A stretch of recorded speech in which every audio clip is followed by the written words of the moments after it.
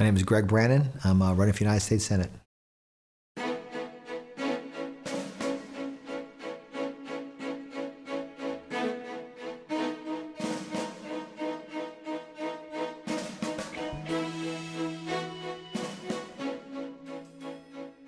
It's an honor delivering babies. I'm an obstetrician gynecologist. I was raised by a single mom. I was the first person in my family to go to college. She raised my brother and myself. She was very simple. She said, go to church, go to school, or kick your rear end. And I was very fortunate to be the first person in my family to go to college. My dream from day one was to be a doctor. And by God's grace, I ended up becoming an obstetrician gynecologist. My brother became an attorney. So my mom got us to live the American dream. But the blessing of seeing life in the mode, from conception to actually delivery is just phenomenal. And then to see that life in the female all the way to as they mature is just a great race. And I love it. I've delivered over 9,000 babies.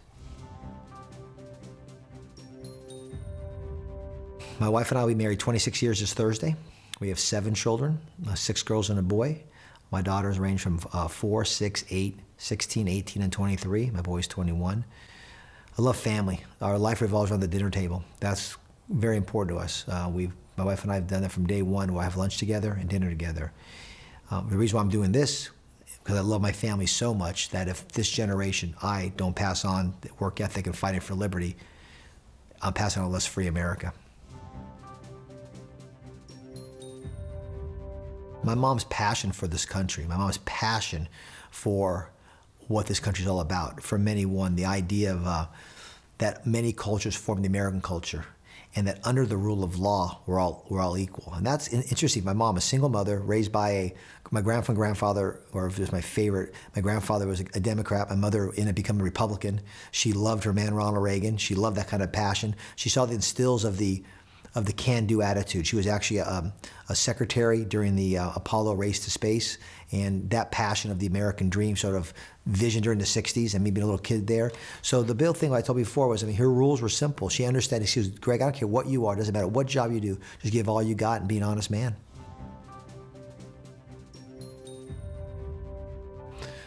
About 5, 6 years ago, but clear as a bell, I knew I was meant to do this. Because when you start looking at the rhetoric, never matched up to the functions. The Constitution is 6 pages long, 6 pages. That our founders, who 11 years before that did the Declaration, who pledged their life, their fortune, their honor, did they really do all that for the country we have today? We have leaders today mention the word democracy, the collective. No, sir. We're the first and only government based upon the individual over the collective in the form of a republic. Not democracy. Republic, we're all free in the rule of law. Today, we're the rule of men. And if this generation doesn't stand up, we're to pass on a less free America. I think it's our obligation. Where do you stand on that topic as far as defunding Obamacare or moving forward? And what do you ultimately think is the solution, both to Obamacare and the healthcare in this, I should say healthcare crisis in this country? I'll go backwards first. Okay. The healthcare crisis because the government got involved in a free market apparatus. Government caused the problem. They caused the problem because we allowed them to do unenumerated functions. There's no healthcare in Article 1, Section 8. And this delineation of if you defund or not defund shows our representatives who understand the Constitution and who does not understand the Constitution. Article 1, Section 7, Clause 1 clearly states all appropriations of the House. For those who say for political reasons or it can't be done because of this, that other thing, shows clearly they do not understand the oath they took on the piece of paper they swore to uphold. The Constitution is clear. And I can get into the history if you want to. The history of the conventions were clear. I happen to read all 13 states, the conventions and the Philadelphia conventions. Our state in Hillsborough in 1788 was one of the best conventions, actually delineated it. The Federalists who wanted the Constitution actually went clause by clause for over 3 weeks, answering the anti-Federalist questions. And one of them was actually that question, was actually saying which house is more powerful, the chamber for the Senate or the chamber for the people in the House. And he said clearly, Iredell said clearly it's the House because they control the purse strings. It's actually their obligation to defund unconstitutional acts. So I take it then that your ultimate goal would be to just completely eliminate Obamacare. Oh, yes, sir. Because it's not a federal function.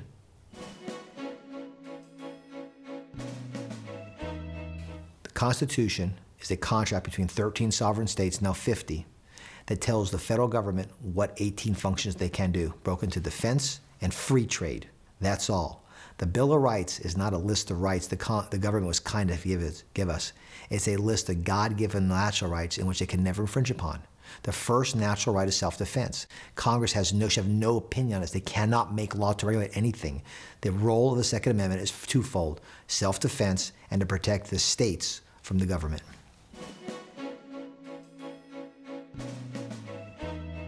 Twofold here. The most important thing is we need a constitutional dollar. In the Constitution, it says all money must be backed by gold or silver.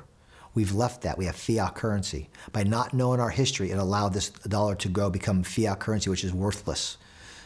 From 1792 to 1913, our dollar increased roughly 17% in value, backed by gold. With a fiat currency, we went down about 98% since 1913. So the question is, what did our founders put down on a piece of paper? Actually, on August 16th of 1787 in Philadelphia, they actually voted fiat currency backed by air or gold. It was 9-2 gold. The Coinage Act of 1792 actually put down the actual measurements of the grains of silver for a silver dollar and the grains of gold for gold.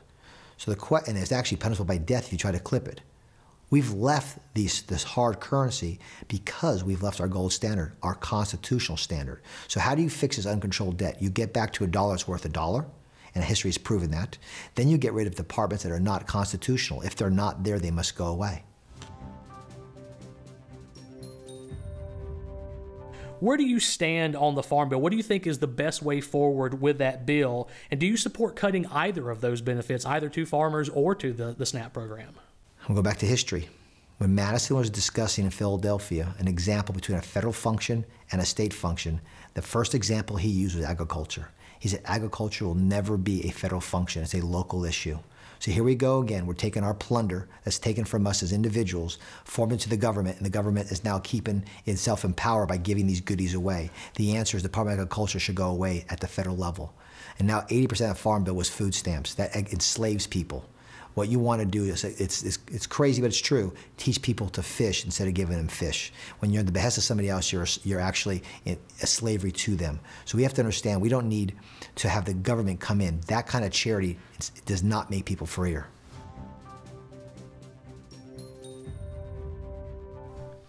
Transitioning to foreign policy real fast, President Obama recently asked for a resolution authorizing military action in Syria before pulling it off the table because of a Russian plan that will allow the UN to seize control of the Syrian chemical weapons. What is your opinion of the way the president handled that situation? And if you were a U.S. Senator and that resolution had come before you, what would have been your vote? I would have voted no. It's unconstitutional. Declaring war is in the power, Article 1, Section 8, again in the House. The idea of who declares war, again, was discussed in depth in Philadelphia.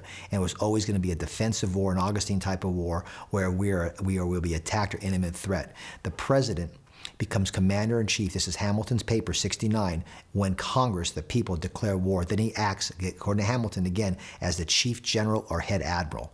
He has no power to do that. So the answer, I'd vote no.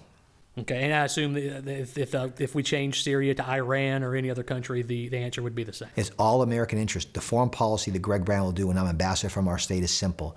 It's articulated in George Washington's farewell address, paragraph 30 to 37, Jefferson and Madison, the way they did it. You trade with everybody, have a strong defense, but we're ready to share our treasure and, most importantly, our young's blood. You do not do it for trivial things.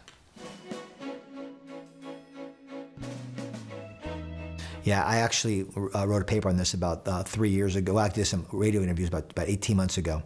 And I was bringing up the idea of drones. In the act that passed, they want to have over 30,000 drones over America in the next 7 years. That infringes on our Fourth Amendment. We are not the policemen of the world. The answer is no, not at all. If there's ways to use it legally in the sense of protection for our country and aspects of that, but not spy on us, there might be a play for that, as Rand talked about.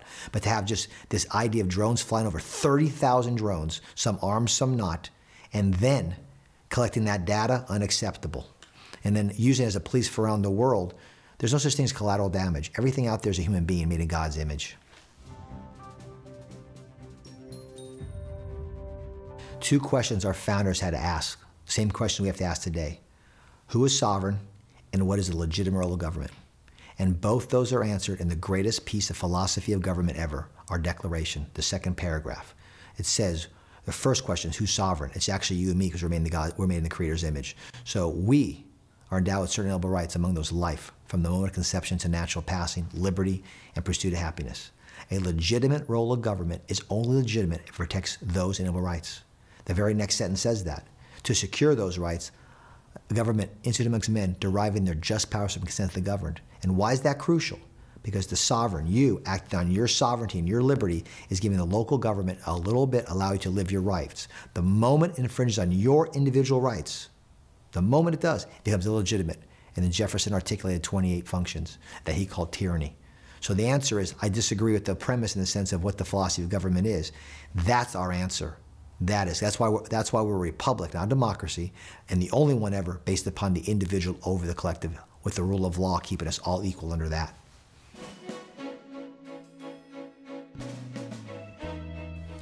Bringing it back to you here, we talked a little bit before we started taping about your schedule and all that you do, and you talked about your practice, and you're even on call as we're recording this. Yes, sir. On call right now.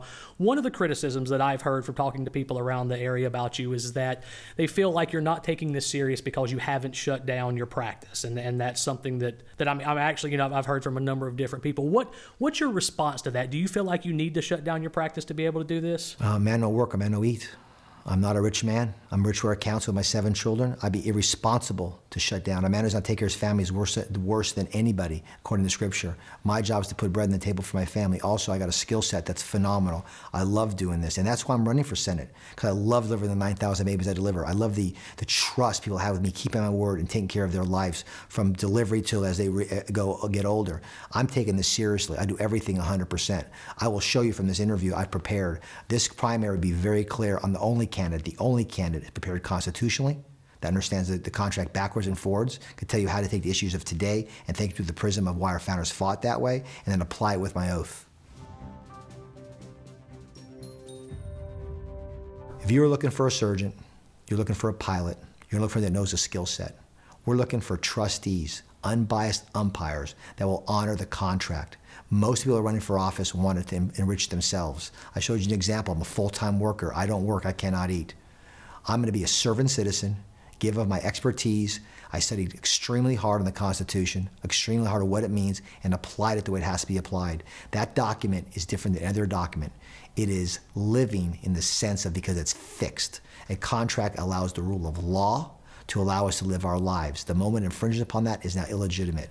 I believe I will show in this race that I'm a man of honesty, not perfect, honesty, and the skill set that I will show you. We're looking for constitutional trustees, and I'm that man.